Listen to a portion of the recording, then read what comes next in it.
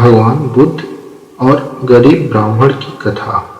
सच्चे धन की पहचान। एक समय की बात है, भगवान बुद्ध अपने शिष्यों के साथ एक गांव में ठहरे हुए थे। गांव में एक गरीब ब्राह्मण रहता था। वह बहुत ईमानदार था, परंतु गरीबी ने उसके जीवन को कठिन बना दिया था।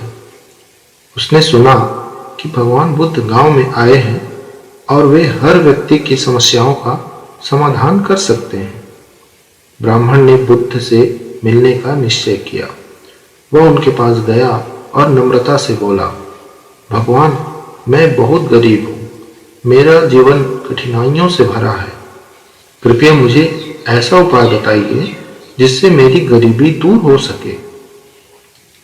बुद्ध ने मुस्कुराकर उसकी ओर देखा और पूछा, तुम्हारे पास क्या क्या है? ब्राह्मण ने कहा, मेरे पास कुछ नहीं है, केवल एक छोटा सा खेत है जिसमें मुश्किल से कुछ अन्न उगता है। बुद्ध ने कहा, क्या तुम वह खेत मुझे दान कर सकते हो? ब्राह्मण थोड़ा चौंका। वह सोचने लगा कि यदि उसने अपना खेत भी दे दिया तो वह जीवित कैसे रहेगा। फिर भी उसने सोचा कि भगवान बुद्ध कुछ अच्छा ही करेंगे। उसने कहा, जी भगवान, मैं आपको अपना खेत दान करता हूं।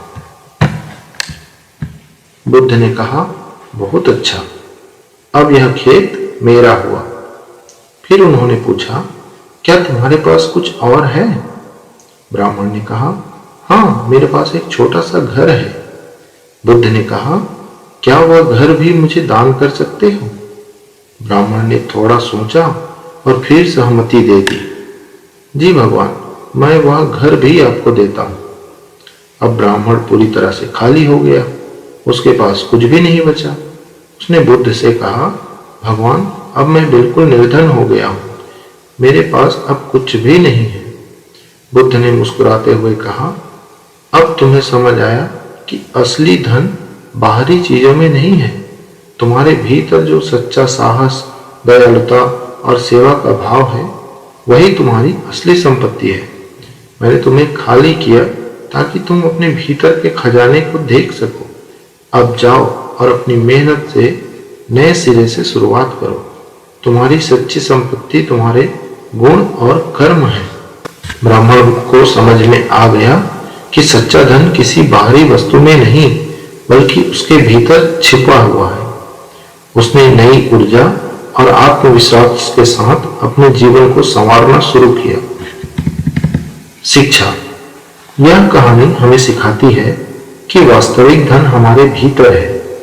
भौतिक संपत्ति से अधिक महत्वपूर्ण हमारे गुण, कर्म और दयालुता है। इन्हीं से जीवन में सच्ची समृद्धि और संतोष प्राप्त होता है।